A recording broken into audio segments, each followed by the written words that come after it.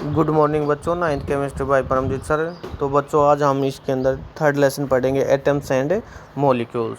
तो इसके अंदर देखो बच्चों, ये टेबल दे रखे, टेबल के अंदर कुछ एलिमेंट्स के सिंबल्स दे रखे हैं, तो ये हमें पता होना चाहिए।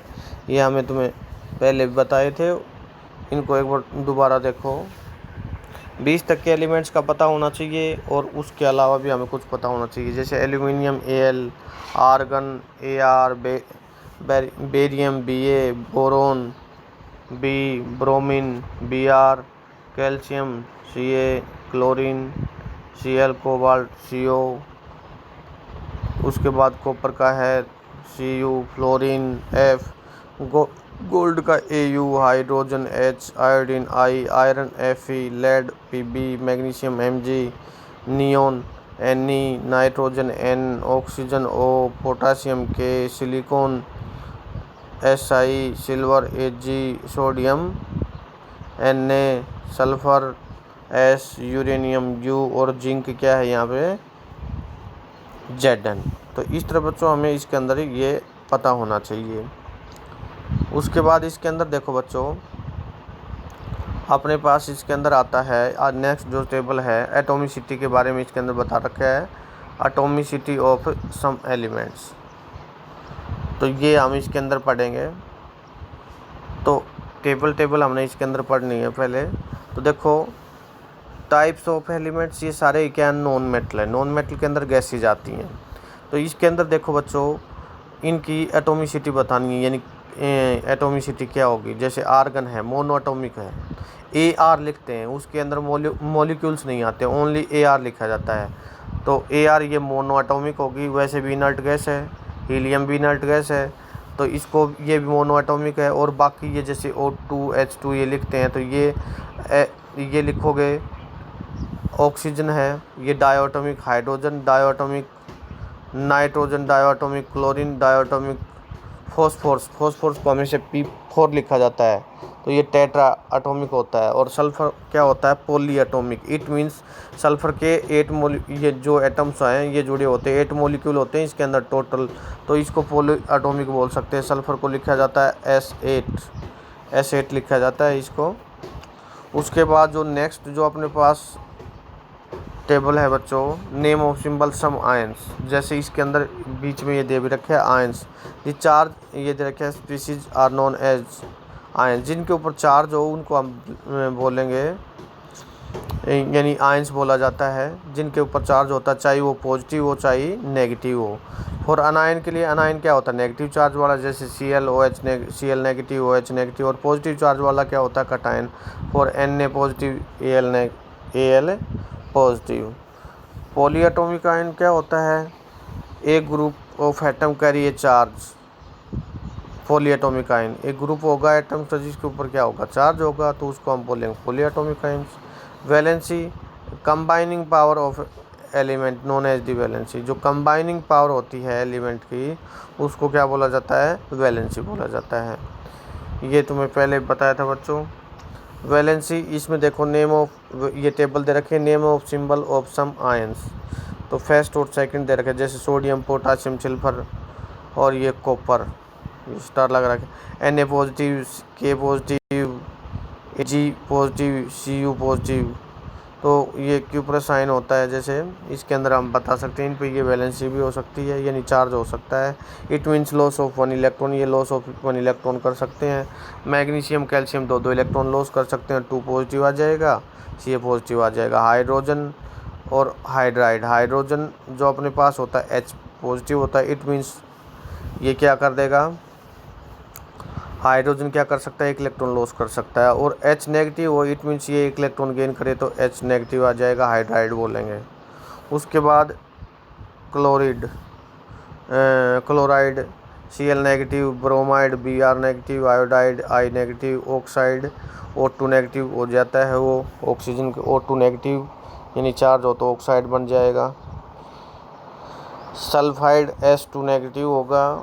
अमोनियम NH4 पॉजिटिव होता है। और हाइड्रोक्साइड होता है OH नेगेटिव। नाइट्रेट होता है NO3 नेगेटिव।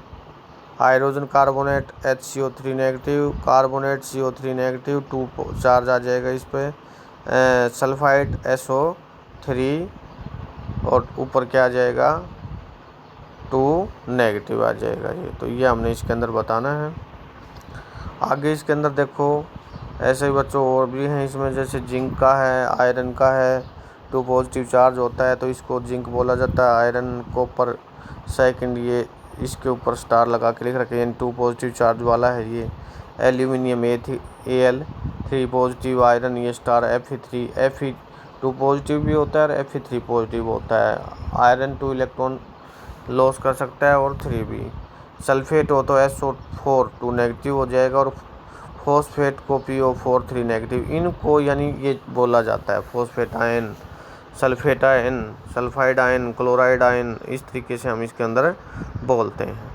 उसके बाद अपने पास जैसे इसके अंदर बच्चों एक फॉर्मूला अगर हमने बनाना हो जैसे हाइड्रोजन सल्फाइड, तो बच्चों इसमें क्या करेंगे, एक तरफ तो हाइड्रोजन लिखेंगे, एक तरफ सल्फाइड लिखेंगे, और जो उसकी वैलेंसी होती है, जैसे हाइड्रोजन के आउटर सेल में कितने इलेक्ट्रॉन, एक तो वैलेंसी कितनी होगी 1 ही होगी, और सल्फाइड की कितनी होती है 2 होती है, यानी सल्फ़र की कितनी होती है 2। तो इनके नीचे लिखेंगे और क्रॉस मल्टीप्लाई कर देंगे। तो क्रॉस मल्टीप्लाई करोगे तो 2 उधर चला गया और 1 इसके, तो H2S, तो ये हाइड्रोजन सल्फाइड बन गया। ऐसे कैल्शियम ऑक्साइड का अगर हमने बनाना है तो इसकी कैल्शियम की वैलेंसी भी 2 और इसकी भी कितनी होगी ऑक्सीजन की 2 नेगेटिव। क्रॉस मल्टीप्लाई करेंगे Ca2 और O2 आएगा, 2 से 2 कैंसिल, CaO हो गया। ऐसे ही अमोनियम सल्फेट का अगर लिखोगे तो NH4 और SO4, तो इसकी तो क्या हो जाएगी 1 और इसकी कितनी हो जाएगी 2। तो भाई इसकी 2 हो जाएगी तो हम क्या कर देंगे 2 उधर चला जाएगा, NH4 ट्वाइस हो जाएगा, SO4 हो जाएगा। इस तरह उसके बाद इसके अंदर मोलिकुलर मास दे रखी है, तो the molecular mass of the substance is the sum of the atomic masses, atomic masses का सम कर देंगे इसके अंदर। एग्जांपल H2O का ले लिया, हाइड्रोजन कितने, हाइड्रोजन की मास कितनी होती है 1 इंटू में कितना कर दोगे 2, तो 1 इंटू में 2, और प्लस में ऑक्सीजन कितनी होती है, एटॉमिक नंबर 8 होता है और इसकी मास कितनी होती है 16, तो टोटल अपने पास क्या हो गया 18 यूनिट हो गया। फॉर्मूला मास यूनिट अगर हम लेके चलते, formula mass unit of a substance, the atomic mass of all the atom of the formula unit compound. जैसे कोई भी फॉर्मूला ले लिया, कंपाउंड का फॉर्मूला है, उसके अंदर एटम्स हैं, कितने एटम्स हैं, उनकी यूनिट है, उनकी मास लिखो। जैसे NaCl, तो एक सोडियम का एटम है और एक किसका है क्लोरीन का, तो सोडियम की कितनी होती है 23 और प्लस में क्लोरीन कितनी होगी 35.5 होगी यूनिट। दोनों को ऐड कर दो, ये आंसर आ जाएगा अपने पास। तो ये हमने इसके अंदर बताना है। उसके बाद इसके अंदर देखो बच्चों, इसके अंदर अपने पास कुछ ये दे रखे हैं molar mass of 1 moles of substance called the molar mass. जो मोलर मास है, मास ऑफ 1 मोल, जो मास होती है 1 मोल की, उसी को हम क्या बोलते हैं मोलर मास बोलते हैं। It is equal to the relative atomic और मोलिकुलर मास इन ग्राम। ये किसके इक्वल होता है, एटॉमिक मास या मोलिकुलर मास ऑफ इन ग्राम, उसके इक्वल होगा। उसके बाद इसके अंदर देखो बच्चों एवोगैड्रो कांस्टेंट दे रखे हैं, तो इसकी जो वैल्यू होती है 6.022 10⁻23 is the number of atom is exactly 12 gram of the carbon. तो इसके जो एवोगैड्रो नंबर दे रखे हैं ये इक्वल होता है 12 ग्राम ऑफ कार्बन एटम को, इसके इक्वल होता है। मोल्स क्या होता है, the mole is a amount of substance that contain the same number of particles. जो मोल होता है वो क्या होता है बच्चों, अमाउंट ऑफ सब्सटेंस होता है जिसके अंदर क्या होता है सेम नंबर ऑफ क्या होते हैं पार्टिकल्स होते हैं, जिसमें एटम आयंस मॉलिक्यूल ले सकते हैं। As there are atom exactly कितना होगा 12 ग्राम ऑफ कार्बन का, तो ये हम बता सकते हैं। देखो बच्चों इसमें दे रखा है 1 मोल ऑफ कार्बन एटम किसके बराबर हुआ 6.02 10⁻23 एटम्स ऑफ कार्बन के, और 12 ग्राम कार्बन एटम के बराबर।